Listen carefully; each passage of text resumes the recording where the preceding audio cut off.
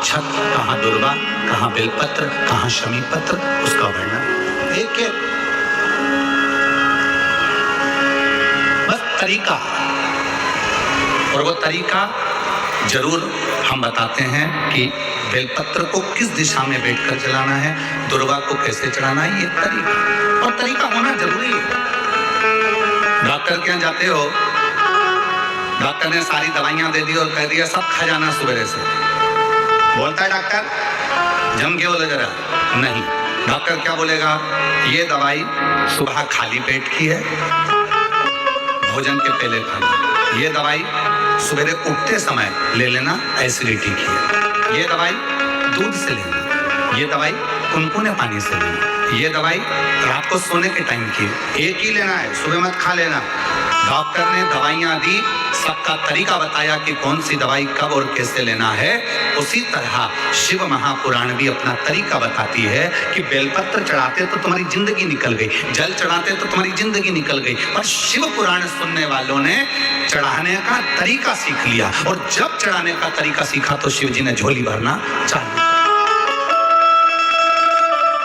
जल पहले भी चढ़ाते थे, शिव मंदिर पहले भी जाते थे, शिवरात्रि पहले भी करते थे, सावन पहले भी आता था, शिवरात्रि पहले भी आती थी। पर अब सावन के महत्व को तुम जान गए, अब सोमवार के महत्व को तुम जान गए, अब शिवरात्रि के महत्व को तुम जान गए, पूजन का तरीका तुम जान गए कि गेहूं चढ़ाने से संतान की वृद्धि होती है।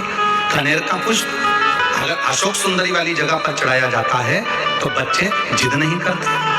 वही कनेर का पुष्प जब जलाधारी पर, जो पार्वती जी की जगह पर चढ़ाया जाता है, तो नारी के उदर में अगर कोई तकलीफ हो जाती है, बच्चेदानी में कोई तकलीफ हो जाती है, तो वो समाप्त हो जाती है। वही कनेर का पुष्प जब शिवलिंग पर चढ़ाया जाता है तो रोग से मुक्त होता है। ऐसे कनेर के पुष्प को चढ़ाने का तरीका शिव पुराण ने बता दिया।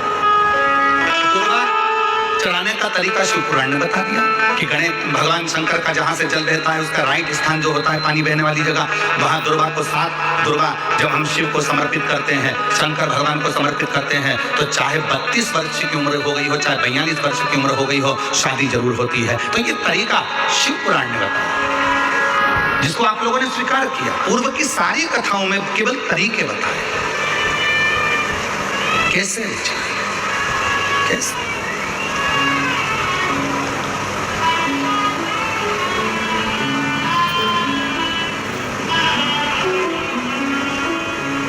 बस वही तरीका आप और हमने सीखा, वही तरीका। आज जो इलाकों की भीड़ रात को 11 बजे से लेकर भाई बहन ऐसे हैं जो भिलाई के होने के बाद भी पहले आकर बैठकर जगह को संभाल रहे हैं। कोई रात को 3 बजे आ गया, कोई 2 बजे आ गया, कोई 11 बजे आ गया, कोई 10 बजे आ गया। रात के 10 बजे से लेकर तुम केवल ये 2.5 घंटे की कथा का इंतजार कर रहे हो। इस व्यासपीठ पर हम केवल 2.5 घंटे के लिए कथा करते हैं, आधा घंटा आशीष करता है, 2.5 घंटे। और सियोर वाला बाबा इस कथा को नहीं बोलता, सियोर वाले बाबा की इतनी सामर्थ्यता नहीं है कि प्रदीप मिश्रा इस कथा को बाँच ले। ये शिव पुराण बाँचने के लिए स्वयं देवाधिदेव महादेव ही व्यासपीठ पर बैठकर कथा करा चलते, और कथा करवाने वाला भी कोई दूसरा नहीं होता।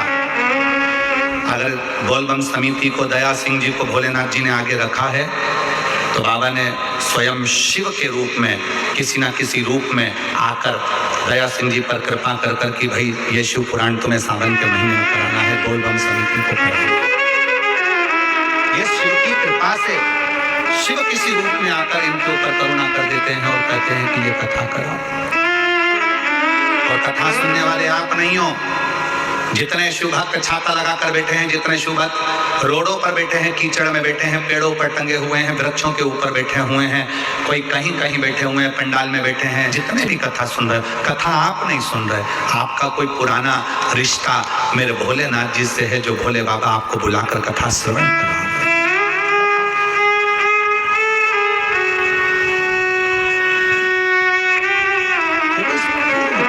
आज का नहीं, पूर्व के जन्म का सुख हो। एक कथा कर दे, अगर आप लोग श्रवण करेंगे और अपने जीवन में उतारे तो एक बड़ी सुंदर कथा।